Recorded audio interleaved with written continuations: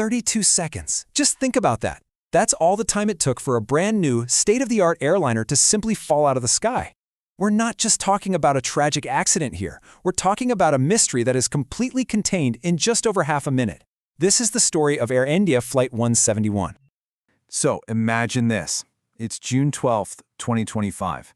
A Boeing 787 Dreamliner, one of the most advanced jets flying, is taking off from Ahmedabad, India, heading for London, but it barely made it off the ground.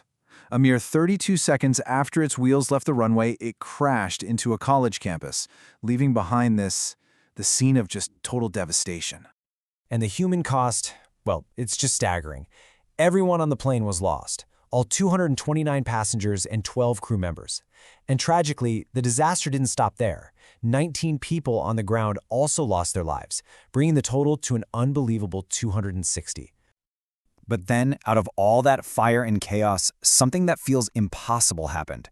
One person, a 40-year-old passenger in seat 11A named Vishwash Kumar Ramesh, was actually pulled from the wreckage alive, the sole survivor of a crash that by all rights should have had none.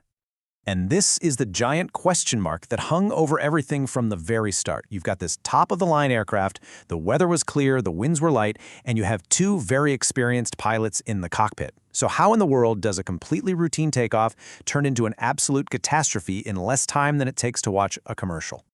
So of course, the hunt for answers kicked off immediately. It was a massive international effort, led by India's investigators with help from the American NTSB, from Boeing, and from the engine maker, GE. And their work started right here, in the middle of all this wreckage. And just look at this. This really gives you an idea of the nightmare they were facing. The debris field was huge, tangled up with buildings over an area of about 300 by 120 meters. Every single one of those pieces had to be located, tagged, and mapped out. It was the only way to even begin to piece together what happened in those final, violent seconds. Now, in any crash investigation, there's one thing everyone is desperately looking for, the so-called black boxes. And in this case, they found both. These things are absolutely vital. One records every bit of data from the plane, what the pilots were doing, how the systems were behaving, and the other records every sound in the cockpit. The data from the flight recorder was successfully downloaded, and what it revealed was, well, it was a bombshell.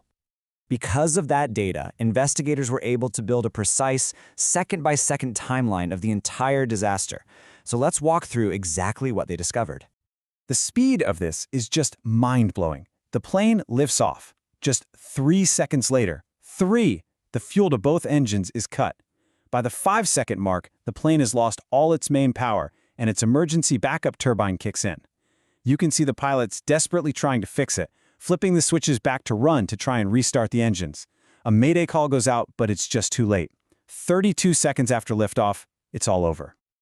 But you know, that flight data, as shocking as it is, was only one half of the puzzle.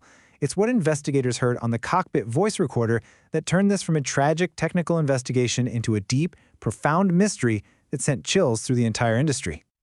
Okay, but before I tell you what they heard, you have to understand this. You're looking at the fuel control switches for a 787. These are not buttons you can just accidentally bump into. They are specifically designed so that you have to perform two distinct actions. You have to pull the switch up over a lock and then move it into position. It's a deliberate, conscious act. And that's what makes what they heard so incredibly chilling. The voice recorder captured a short, frantic exchange. One pilot asked the other, "Why did you cut off?" The other one just replies, "I did not." Now, the report doesn't say who said what, but let that sink in. It leaves this giant question just hanging there. If neither pilot says they moved those switches, then what did? That one little exchange, just those few words, split the entire investigation down two very disturbing paths. Was this some bizarre, deliberate act by a pilot? Or was it a terrifying, unheard-of failure of the plane itself? So let's look at the two big theories. On one hand, you have pilot action. The switches are designed to be moved deliberately. But that just doesn't square with their conversation, right? Then you have the other theory, machine failure. It turns out there was an FAA bulletin from 2018 that mentioned a potential problem with the locks on these switches. The recommended inspections weren't mandatory, so Air India hadn't done them. Could some 1 in a billion electrical glitch have actually commanded the switches to move by themselves? So to figure this out, investigators needed to match the flight data to the physical evidence. And that's where this thing called a ram air turbine, or RAT, comes in. You can think of it like a plane's last-ditch effort, a tiny propeller that pops out to provide just enough power for basic controls when both engines have quit. And here it is, the smoking gun. This is an actual CCTV image that caught the plane just moments before impact. And you can see it right there, clear as day. The rat is deployed under the fuselage. This was the proof. This wasn't some sensor glitch on the black box. It was undeniable, visual evidence that the plane had suffered a complete and total power failure. So, where does all this leave the investigation today? Well, honestly, the initial findings have only made things more confusing.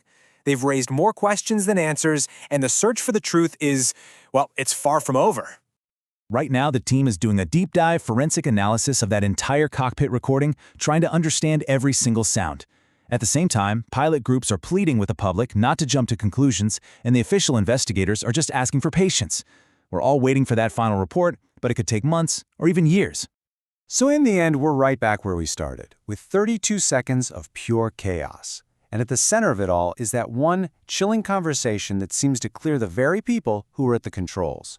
But the question you're left with is that conversation a key that will finally unlock this mystery? Or is it a lock that will keep the truth of what happened to Flight 171 hidden forever?